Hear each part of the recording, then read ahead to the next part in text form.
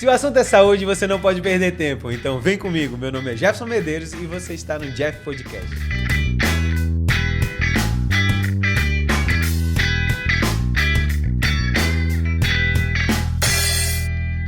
No podcast de hoje, a gente vai entrevistar a uma grande amiga, Nádia Beth.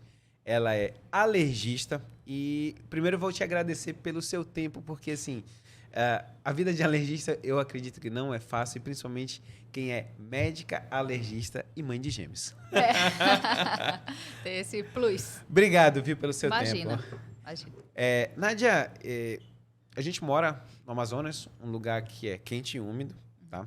E quando a gente fala sobre alergia, assim, eu ainda não conheço ninguém que não tenha alergia aqui no Amazonas. Eu vou começar a pegar inicialmente te perguntando o seguinte. Primeiro, onde é que a medicina entrou na sua vida? Nossa, essa daí foi bem lá atrás. Então, a medicina entrou na minha vida como uma coisa já inerente, digamos assim. Eu sabia que eu queria fazer a área da saúde desde sempre, desde criancinha. Sim. A minha mãe é enfermeira e eu me espelhava nela, talvez nisso, né? Sim. E então, qualquer área da saúde me satisfazia. Porém, a medicina é a grande paixão.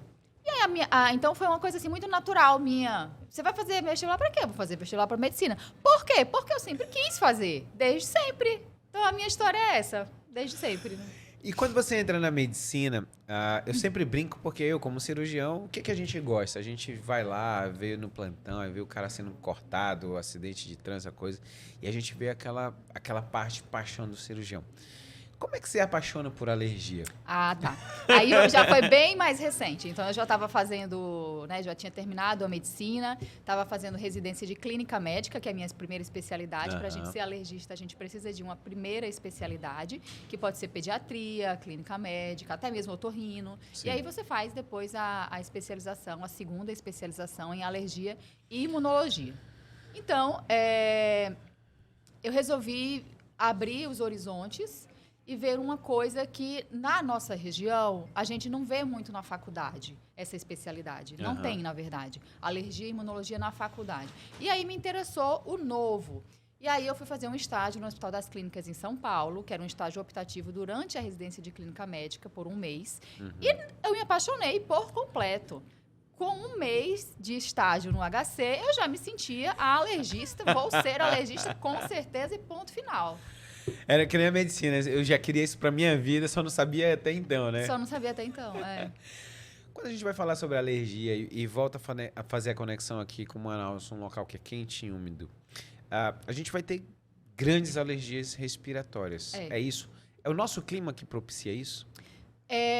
Também, certo. Mas tem muita relação também com a sua carga genética. Porque, por exemplo, tem pessoas que eu atendo do sul do país ou até mesmo de outros países que elas não sofrem tanto nessa região porque a hipersensibilidade, a alergia delas é ao pólen, por exemplo. E nós não temos período de polinização aqui, né? Então, essas pessoas se dão bem aqui, né? Então, varia muito da sua sensibilidade. O problema é que a grande maioria é alérgico à poeira, a ácaro.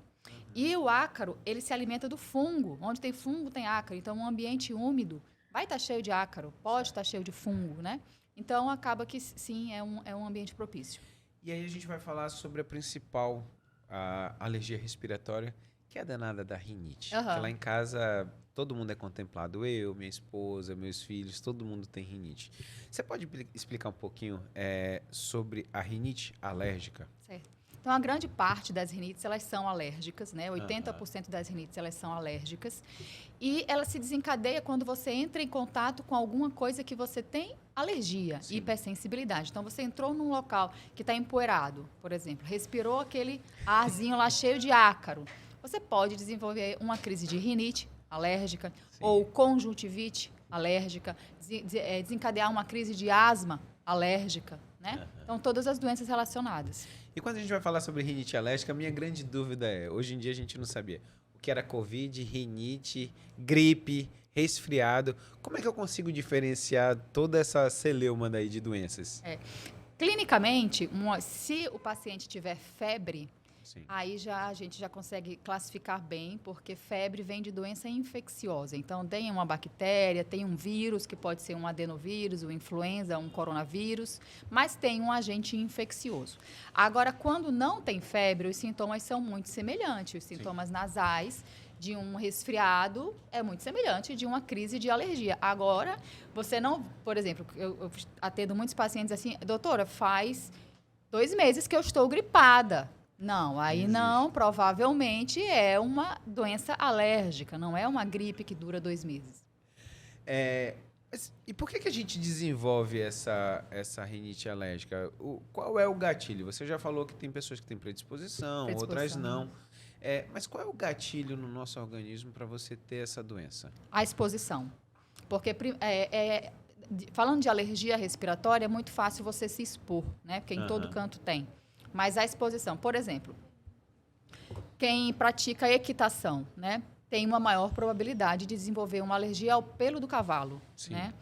Por causa da exposição. Então, o seu sistema imunológico tem que entrar em contato com aquela proteína que é alergênica para produzir uma imunoglobulina que faz toda essa cascata inflamatória.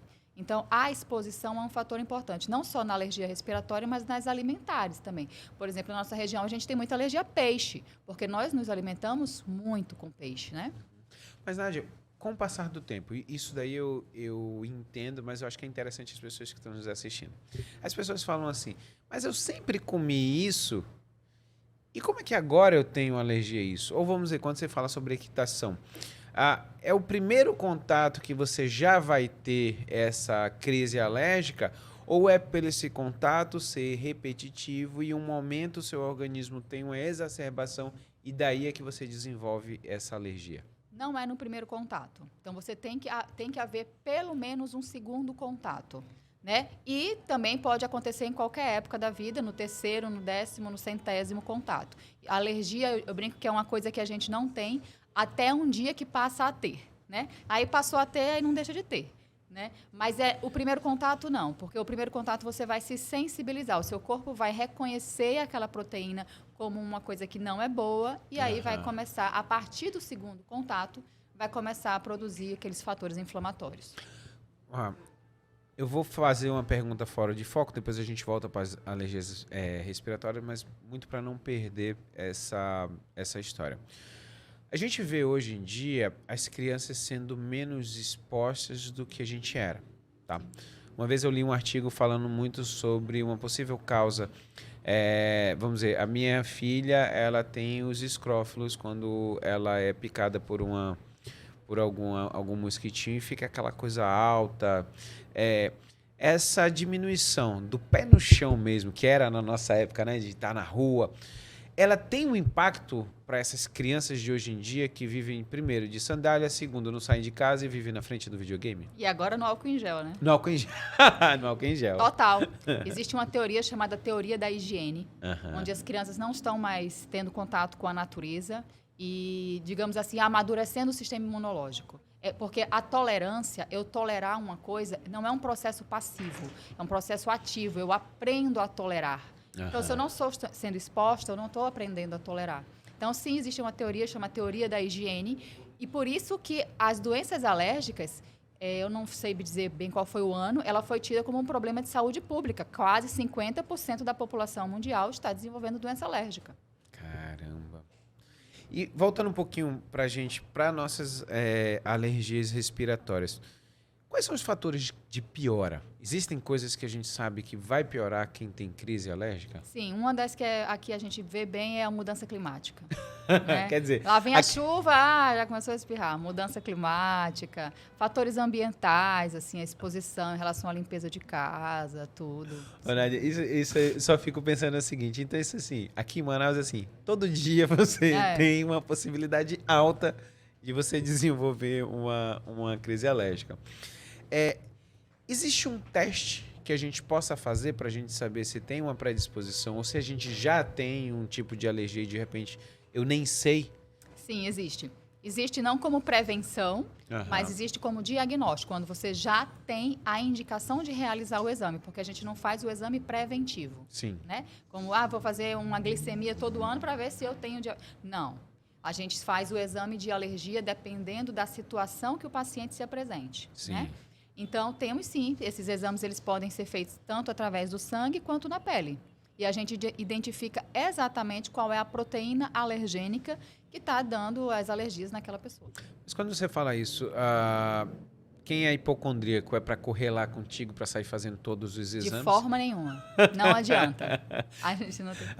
Então, assim, qual o momento dessa procura que você acha que é interessante realmente ir contigo procurar? Quando você tem algum sinal ou sintoma que sugira uma doença alérgica. Por exemplo, essas gripes, eu estou gripado há 2 meses, né? Tá sempre escorrendo o nariz, falando de alergia respiratória, né? Sim. Tá com chiado no peito, tosse, coceira na pele, coceira nos olhos.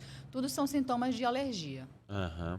E quando a gente vai falar sobre crianças, é uma coisa que, assim, aconteceu lá em casa, acontece na casa de todo mundo. Todo momento que a gente vai botar os filhos no colégio. E aí você bota... Na realidade, o primeiro ano, olha, para quem é pai de primeira viagem, né, ou quem não tem filho, saiba que o primeiro ano do colégio você vai pagar para o seu filho ficar em casa. Porque ele vai, fica gripado, pega alguma infecção e volta, vai e volta, vai e volta. Então eu pagava para o menino estar em casa doente. Por que isso acontece? Essa aí é uma coisa bem interessante.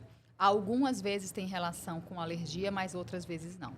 Existe, até os 5 anos, mais ou menos, existe uma fase de imunodeficiência transitória que é fisiológica. Sim. Então, o sistema imunológico ele vai amadurecer com o passar do tempo. O bebê não nasce com o sistema imunológico formado, por várias coisas que a gente até já comentou aqui, que precisa da tolerância, da exposição, né? Então, mais ou menos por volta dos 5 anos é que a criança amadurece o sistema imunológico. Então, tem crianças até 5 anos que sofrem bastante com as doenças virais, que ela vai entrar em contato na escola. Tem umas que sofrem mais, tem outras que sofrem menos. Quando se associa isso a uma criança alérgica, aí é aquela criança que realmente não deixa de ficar doente, né? Porque se não é uma virose, é uma alergia. Vai trocando. Assim. O interessante, lá em casa são 3 anos de diferença, e quando a minha filha mais nova, a Juju, foi entrar no colégio, aí a carga era, o mais velho, o Vinícius, já tinha passado dessa época, mas ele começou, ela pegava e passava para ele. Então, assim, começava um ciclo vicioso de sintomas gripais que parece que não iam parar nunca. E quem é alérgico é pior, né? Por exemplo, a virose de uma criança que não tem alergia é melhor, digamos assim. Mas para quem é alérgico, não. Porque você pega um vírus, aí você pode desencadear, por exemplo, uma crise de asma. Sim. Né? Então, tem que ter mais cuidado com as crianças alérgicas. Quando a gente vai falar sobre, falando um pouquinho sobre essas alergias respiratórias, existem alimentos que também podem causar alergias respiratórias? Raríssimo. Existe esse cross ou Raríssimo. não? Raríssimo, né? Raríssimo.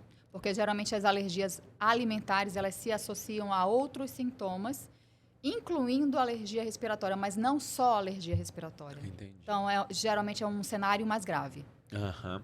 E quando a gente vai falar sobre a alergia, você me falou ali que existe uma imaturidade até os 5 anos e a partir daí você tem uma maturidade maior.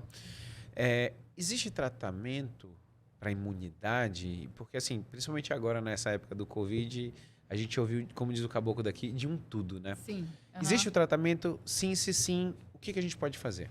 Primeira coisa que eu vou deixar bem claro. Não é para todo mundo, porque não existe milagre para tratamento de imunidade, né? Então, a imunidade ela depende de inúmeros fatores, desde uma alimentação, uma noite bem dormida, enfim, atividade física. Então, é um conjunto de fatores que levam o teu sistema imunológico a ficar ok, né? Uhum. Mas, em algumas situações, excluindo doenças do sistema imunológico de fato, porque existem imunodeficiências, Sim. né? Então, considerando uma criança ou um adulto com o sistema imunológico que a gente considera dentro do normal, a gente pode fazer imunoestímulos, como se fosse para melhorar a imunidade. Sim. Eu só não posso dizer que é um tratamento para melhorar a sua imunidade, porque estaria sendo um pouco agressiva na palavra. Sim, né? sim. Mas sim, existe tratamento. Esse estímulo, você, na realidade, você estimula são medicações ou são tratamentos que vai fazer com que a sua imunidade parece que trabalhe mais rápido ou Exato. maior, para a gente ter essa resposta. partir de quantos anos? Porque Um começou a ano. me interessar, porque quando eu falo com os meus filhos tudo, a partir de 1 ano eu já posso começar Já. isso? Claro que a gente vai avaliar a necessidade, Sim. né? Mas qual é a média de idade das crianças que te procuram? As mães procuram com as crianças no teu consultório Aham. e para você começar a fazer esse tratamento? Por volta dos 3. Mas eu diria que a média é, assim, mediana, 3 anos. Mas Sim. entre 1 e 5 é a grande maioria. Tem teto? Tem uma idade que Não. você vai falar assim, a partir de tal idade não adianta fazer porque você não tem mais ganho. Não. Eu ainda tenho jeito? Tem. Não tem idade de teto. Obviamente, tudo a gente vai ter que colocar, sempre expor o paciente, por exemplo. Sim. Existe, os idosos podem fazer, mas existe a imunossenescência, né? Então, você vai usar daquela ferramenta, mas você sabe que você tem uma limitação. E quais são os grandes benefícios, os grandes ganhos, Nádia, que você vê desse tipo de tratamento? Agora eu vou abrir 2 chaves, né? Vamos lá. Existe o imunoestímulo, que é esse que a gente estava falando até agora, né? Que é um estímulo para o sistema imunológico de forma inespecífica. Certo. Ele vai melhorar todas as infecções, pode ser infecção viral, infecção bacteriana, é um imunoestímulo inespecífico. Pode ser usado, por exemplo, para herpes, para candidíase, para infecção do trato urinário, né? Porque eu estou ativando o teu sistema imunológico para as doenças. Mas, por outro lado, existe também a imunoterapia alérgeno específica, né? A imunoterapia alérgeno específica é um tratamento direcionado para você. Então, você fez o exame e deu alergia a epitélio de cachorro. Então, a sua imunoterapia vai ser composta por epitélio de cachorro para você se tornar tolerante e conseguir ter um cachorrinho em casa. Que legal. Olha, de repente eu vou abrir um parênteses aqui, que a minha filha Juju, ela tem alergia e ela é apaixonada, louca para ter cachorro. Mas assim, a gente até tentou uma vez, era um porquinho da Índia que não deu muito certo. E a gente começou a falar assim, pô, o porquinho da Índia que não ficava no colo dela já tinha esse problema e a gente até agora... Quando ela ouvir isso aqui, de repente ela vai começar a pedir pro pai dela para fazer o tratamento. Quando a gente vai falar ainda de reforço sobre a imunidade, você vai falar que a gente tem você pode fazer o tratamento, vai te ajudar. Mas assim, se hoje quem está nos ouvindo, quem tem um filho, o que você poderia dizer? Existem alimentos que ajudariam a uma resposta melhor desse sistema imune? Existe um padrão, vamos dizer, bote seu filho com o pé no chão, na areia. O que você acha que seria interessante as pessoas que estão nos assistindo entender? Tá. Então, uma alimentação diversificada, que não é surpresa para ninguém, mas uma alimentação diversificada. Oferecer sempre, não tirar, mesmo que a criança recusar, você oferece mais de uma vez, vai oferecendo. Importante você ter o exemplo, coma na frente da criança, né? O saudável. O saudável. Com certeza o saudável. Não é o x-salada, Não né? é o x-salada. Você pega uma bacia de verdura e aí começa a comer na frente da criança, ela vai pegar o garfinho e vai comer junto com você. Né?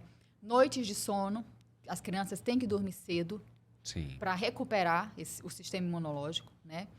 E a exposição, o contato com a natureza, que infelizmente é difícil, né? Mas fazer o máximo possível para ter o contato com a natureza. Ai, não pode pisar na grama. Ai, não, gente, deixa a criança livre na natureza. Quando a gente vai falar sobre alimentação, mudando um pouquinho de foco para os alimentos que você vai ter maior chance de alergia. Quais são eles? As alergias alimentares, elas, de fato, nós podemos ter alergia alimentar a qualquer alimento, mas tem alguns grandes vilões. Leite, ovo, trigo, camarão e crustáceos, peixe e castanhas. Castanhas? Sim, castanhas, avelã, todas as oleaginosas. Sim. E hoje em dia a gente, pelo menos até eu e você, a gente cresceu muito onde era meio que até obrigado a gente tomar leite, né? As nossas mães falavam, às vezes, você não queria comer nada, falando, não, mas toma só um leitinho, meu filho. Então, a gente conseguiu. Eu vejo uma modificação, Nádia, me corrija se está errado, mas eu vejo uma avaliação melhor, porque eu acho que muitas doenças a gente não sabia que existia por causa dos alimentos. E onde é que entra hoje em dia realmente existe esse boom, desde que a gente vai falar sobre lactose, a gente vai falar sobre glúten, a gente vai falar sobre alguns alimentos que realmente têm esse impacto todo na imunidade e na alergia? Você só deve retirar o alimento de uma criança Ah, se houver uma real necessidade. sim. Então, se essa criança está desenvolvendo algum problema de saúde por conta daquele alimento, você retira. Aham. Mas não pode ser retirado de forma que, eu acho que está fazendo mal, vou retirar. Não, por conta daquela história da tolerância. Se eu retiro, eu estou fazendo mal porque eu não estou oferecendo a possibilidade do meu filho de aprender a tolerar aquele alimento. Entendi. Então, inicialmente você falando isso, eu imagino que é o seguinte: você tem que expor eles aos alimentos. Tem. E aí, com o tempo. Até 1 ano de idade, você tem que expor Tudo. tudo. E aí, depois, com o tempo, você vai saber se ele tem ou não tem. Mas a minha pergunta, vamos lá. Se eu tô achando que, de repente, é o leite que tá dando alergia. Vamos lá, eu tô numa cidade, quem tá nos assistindo aqui, às vezes o cara tá em Eirunepé, tá em Maués, não tem um alergista. Como é que eu faço o teste para saber se, de repente, esse meu filho, será que é mesmo leite ou não? O que eu faço? Você faz uma telemedicina. Telemedicina? É. Tá. Você faz uma telemedicina lá de Eirunepé, você faz uma telemedicina lá dos Estados Unidos, Aham. porque eu acho muito complicado retirar o alimento sem uma real indicação. Sim. Por exemplo, na minha prática diária, eu tenho muito mais trabalho, não só meu, Sim. óbvio, mas trabalho da família na reintrodução do que na retirada. Porque eu atendo muitos pacientes que chegam com uma dieta de restrição muito grande. Que a família foi quem fez. Foi tirando, não pode, não come mais nada. Aham. Come arroz e frango, entendeu? E a criança, para a criança, ela gera outros problemas, seletividade alimentar, deficiência nutricional, entendeu? E uma dificuldade, às vezes, que eu vejo até no colégio dos meus filhos, existe uma turma xiita nas coisas, né? Sim. Onde os filhos, eles são criados numa bolha dentro de casa, só que o mundo real é outro. E quando eles vão para o mundo real, às vezes o pai ou a mãe não quer que ele ingira um certo alimento, faça ingestão dele, só que eles chegam no colégio e aquilo que é proibido parece que é muito mais gostoso, não é isso? Exato, fica atrativo, né? Fica atrativo. E é o menino que não toma leite em casa, mas come chocolate no colégio porque os amigos dão e ele tá se esbaldando porque não pode, não é isso? Exatamente. Existem pessoas, quando a gente vai falar ainda sobre o alimentar, às vezes a quantidade pode ser quem tenha impacto na alergia ou não. Uma vez alérgeno, teve contato, é alérgeno. Ou existem pessoas que, se comer um pouquinho, se for exposto um pouquinho sobre aquele produto, não tem problema, mas se houver um excesso, ele causa a alergia. Não, em se tratando de alergia, é independente da quantidade, se for de fato uma alergia. O que depende da quantidade são as intolerâncias alimentares. São um outro grupo de doenças relacionadas a alimentos. Mas a alergia mesmo, muitas vezes você não pode chegar perto da panela que está sendo feito o alimento. Nem precisa ingerir. Só por causa do cheiro que você vai ter a substância ali Hoje no mesmo ar. atendi uma criança com alergia à proteína do leite de 8 anos, que ela tinha reação, por exemplo, um amiguinho na escola tomava um todinho, melava a mão, pegava nele e ele tinha reação. Caramba. Então, a alergia não depende de quantidade. Então, quando você vai falar sobre depender da quantidade, já não é alergia. Na realidade, é tolerância. Você pode falar um pouquinho sobre tolerância alimentar? Uhum. Vamos lá. A mais comum é a intolerância à lactose. Sim. Mas aí o mecanismo da doença é completamente diferente. Uhum. Então, a intolerância à lactose está faltando no seu organismo uma enzima para digerir aquela proteína alimentar. E aí, quando você ingere, você se sente mal. Geralmente, são sintomas gastrointestinais. Distensão abdominal, né? O abdômen protruso, flatulência, dor abdominal, diarreia ou constipação. Eu até falo que são sintomas bem mais leves do que uma alergia. Sim, né? sim. Então, geralmente, são sintomas gastrointestinais, por uma deficiência de uma enzima. Né? Quando você tira... Quando você estava falando até sobre intolerância e sobre alimentação, eu lembro que teve uma época que eu simplesmente tirei o glúten da alimentação, 3 meses.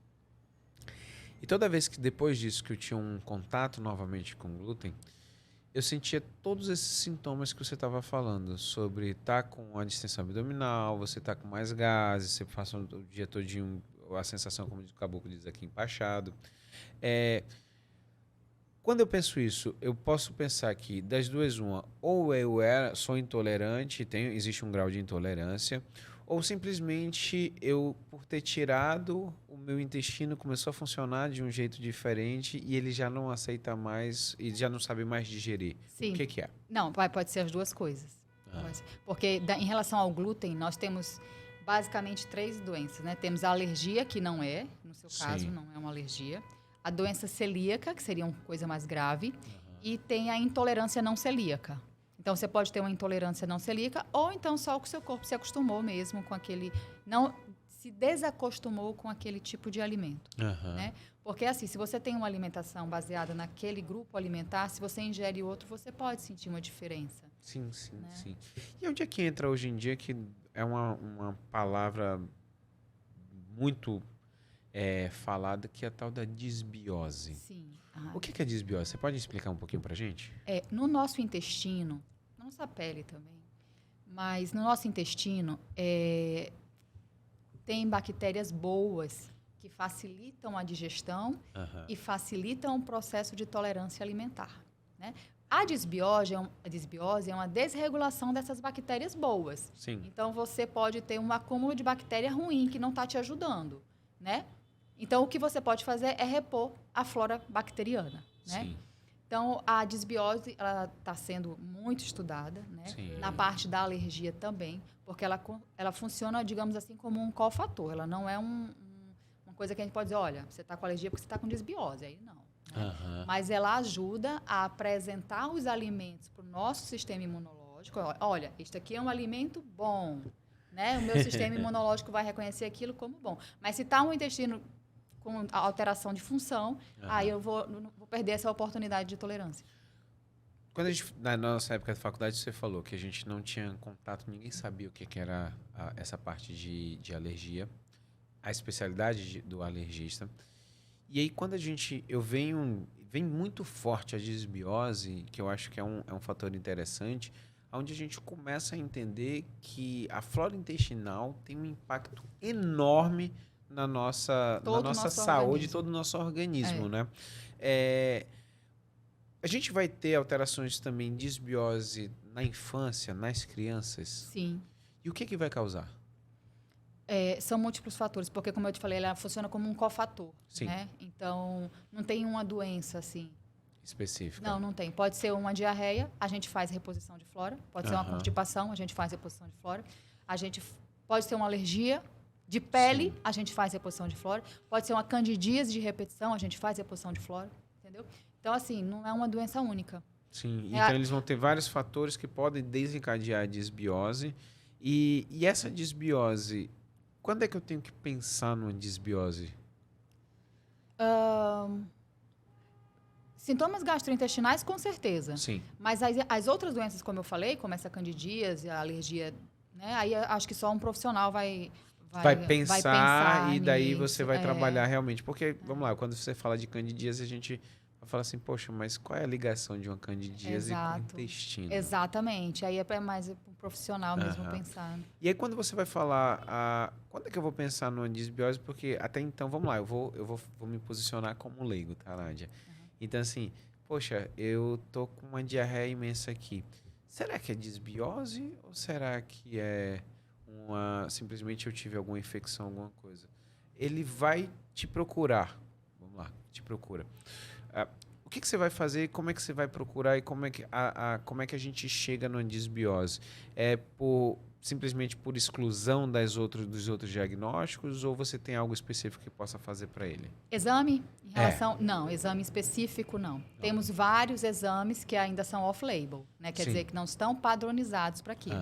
Né? Então, um exame na medicina tradicional que eu posso oferecer para diagnóstico de disbiose não há. Sim. Né? Existem aqueles outros que a gente pode fazer, mas não é medicina tradicional. Né? E quando a gente vai falar sobre o tratamento da disbiose, que você falou um pouquinho en passant, mas vamos lá. O que é utilizado especificamente? Probiótico? Só recompor a flora? Você tem a parte também de eletrólitos, vamos dizer, para recompor. Como é que se faz no dia a dia assim, um tratamento para uma disbiose? Então, assim, geralmente eu faço com probiótico, né? Existe o probiótico e o pré-biótico. O probiótico você está oferecendo a própria cepa. O pré-biótico você está oferecendo condições para que se crie a cepa. Eu geralmente uso o probiótico. Agora tem que ver a origem do probiótico, né? Sim. A conservação, porque são organismos vivos. Isso é muito importante. Às vezes o sucesso do tratamento está na má conservação, né? E a forma de administração também, porque a gente pode fazer oral, pode fazer tópico, né? Existem essas formas. E quando você fala, a gente vai falar sobre pré e probiótico, a minha preocupação é exatamente essa, porque na realidade, aonde eu vou chegar, a pergunta é meio capciosa, porque assim, hoje em dia existem N pré-bióticos e probióticos. Existem tratamentos que a gente, até como médico, até eu que não sou especialista, falo assim, sério mesmo que as pessoas estão fazendo isso? Então, assim, você acha que existe uma exacerbação nesse diagnóstico de disbiose e daí você acaba tendo um aumento dessa... Meio que acabou, principalmente na gente no meio médico, meio que acabou virando moda, né? Tudo é disbiose, tudo... Não, aí eu concordo com você. Tem um excesso, sim, de diagnóstico. E, como eu te falei, por não ser uma doença... O fator causal não é esse. Então, a gente vai tratar primeiro com o que está causando a doença. A gente vai ser pontual e assertivo, né? Então, se aquilo não melhorou, ou o paciente está tendo recidivas, e aí a gente parte para os planos B. Geralmente, a reposição da flora, nessas doenças mais crônicas, elas são o plano B. Elas não são o plano A. O plano A é, por exemplo, está numa diarreia infecciosa, vamos repor uma flora intestinal. Aí, ok, 5 dias, né? Mas para doenças de pele, essas coisas de reposição de flora, é o plano B. Isso tem que estar bem esclarecido para o paciente, para ele não entender que aquela reposição, aquela disbiose, aquela reposição de flora intestinal que eu estou fazendo, vai definir o sucesso do tratamento. Não, aquilo é um plus, né? É um coadjuvante. A disbiose, pelo que eu entendi o que você falou, então, não é uma doença que se perpetua. Geralmente ela é pontual. Quando é pontual, você consegue fazer aquele tratamento pontual e isso daí não evolui. É isso mesmo? Isso daí não evolui. A gente faz um tratamento mais prolongado com o uso de probióticos quando é doença crônica. E as pessoas, vamos dizer, hoje em dia, infelizmente, a gente teve uma piora na qualidade da alimentação, tanto das nossas crianças quanto dos adultos, e os nossos amigos também não estão diferentes. Esse impacto numa piora da qualidade alimentar, você acaba virando uma pandemia de disbiose e de alterações gastrointestinais e, por consequência, também alérgicas? Como nós não temos um exame padronizado para diagnóstico disso, então é difícil dizer, quantificar. Quantificar, né? Se é só por isso que nós estamos passando por esse problema de saúde pública que eu falei, né? Não acho que seja só isso. Pode contribuir? Pode. O que nós temos que fazer é manter a alimentação regular. Uma coisa que eu prezo muito é a infância, porque o que eu posso dizer? Como eu posso desregular uma flora intestinal? Usando antibióticos de forma desnecessária, porque o antibiótico vai matar as bactérias mais e as boas, né? E pode haver uma seletividade aí. Quando eu falei que no processo, até 1 ano, 2 anos, a criança está adquirindo tolerância e eu dou antibiótico, eu estou favorecendo alguma desregulação que essa criança pode ter consequências no futuro. Então, uma coisa que eu prezo é a avaliação do uso irracional de antibióticos. Tanto falando de antibióticos para bactérias, né, mas também para fungos, entendeu? Antifúngicos, coisas que possam matar a nossa flora intestinal normal. É interessante você falar, porque assim, é engraçado porque geralmente nós médicos, eu tenho uma dificuldade muito grande de usar antibiótico, tanto para mim quanto para meus filhos. A gente, assim, só usa em último caso. Ótimo. Né? Porque a gente entende todo esse ciclo. Mas, vamos lá, até meus pais, até hoje em dia, uma garganta que está ruim, a mamãe já manda... Porque assim, não sei se você sabe que mãe de médico sabe mais do que médico, né? Então, geralmente a mamãe prescreve para as amigas e fala assim, não precisa nem falar com o Jefferson. E gosta da amoxicilina, meu amigo. E aí a gente começa a entender que existe esse padrão. Por mais que a gente tenha normativas, mas é fácil você chegar numa farmácia e comprar um antibiótico mesmo sem uma receita médica, que teoricamente deveria ser carbonada, duas vias. Então, assim, existe... A população também se adoece Também. ela mesma, né? Com certeza. Com certeza. Isso é um fato. Um fato. Ah, não, vou tomar uma amoxicilina. É um anti-inflamatório. Não é um anti-inflamatório, é um antibiótico que tem os seus efeitos colaterais, como corticoides. Uhum. Outro dia eu trouxe aqui, quem veio numa entrevista aqui foi a Liana, que é endócrino-pediatra, e ela falou muito sobre os disruptores endócrinos. Esses disruptores, o bifosfonado, ele também tem causa alterações alérgicas? Não.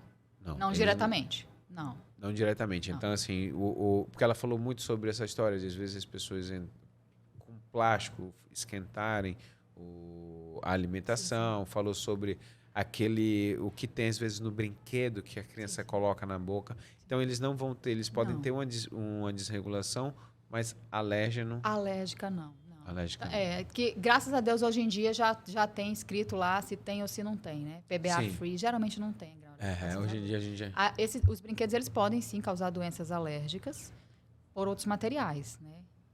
Mas hoje em dia, a gente tendo toda essa WinMetro e tudo, a gente reduziu muito, né? Eu acredito que sim. Não, mas assim, as alergias é fator inerente, né? Ah, entendi. Então não tem como. Se tiver que ter, vai ter. Entendi. Nádia, pra gente terminar o podcast, eu sempre estou pedindo para as pessoas duas coisas. Um livro e uma música. Um livro que marcou a sua vida, ou pontual, ou de repente você leu, de repente faz pouco tempo, um livro que você achou muito legal. Vou falar primeiro que me vem à mente aqui. Michelle Obama. Eu não Biografia li da Michelle Obama. Ainda não li o livro. O que tem de tão legal? O que te impactou? Trajetória de uma mulher negra que ficou, digamos assim, atrás de um presidente americano negro. Mas eu, como mãe, me identifiquei. Porque, mesmo sendo uma mulher que está lá no topo, ela era a primeira-dama dos Estados Unidos, primeira-dama do mundo. Ela passou por todas aquelas situações maternas que nós, mulheres normais que trabalhamos, passamos. Então, eu me identifiquei, de uma certa forma, com a Michelle Obama. Não pela questão racial. Sim, mas com certeza. Muito pela questão materna. Não, e a gente vê hoje em dia que é crucial, vamos dizer, você, para mim, a referência da alergia aqui em Manaus, você é mãe de gêmeos. Então, assim, você tem que ser esposa, você tem que ser mãe, você tem que ser médica, né? O teu celular deve ser uma loucura, porque o que não falta é pessoas com crises alérgicas aqui em Manaus. Então, assim, eu entendo muito bem a postura e a posição de que você gostar de uma pessoa que tem esses fatores, que não deixou de ser mãe, não deixou em nenhum ponto esposa, tá ali firme e forte, né? Música, o que você ouve no seu Spotify? Vou te contar que eu não escuto muita música. Sim. Tá? Eu escuto podcast. Sim. Escuto podcast.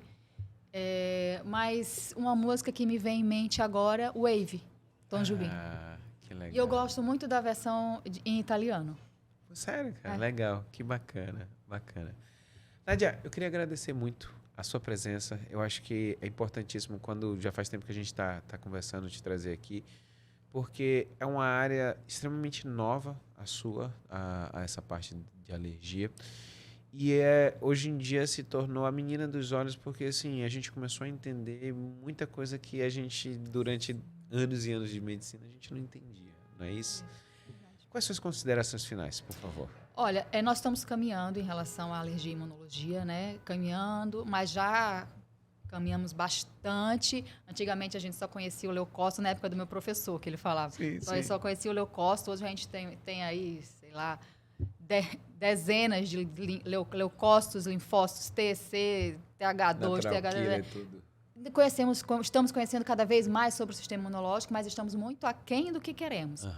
E novas tecnologias estão surgindo tecnologias de medicamentos, né?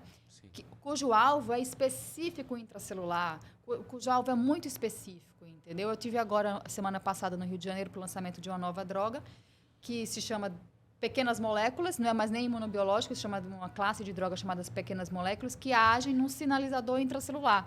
Então, assim, é uma coisa muito legal, que a gente está avançando bem, graças a Deus, e que essas tecnologias vão chegar ao Brasil. Essa chegou semana passada, né? Sim. Mas outras vão chegar, se Deus quiser.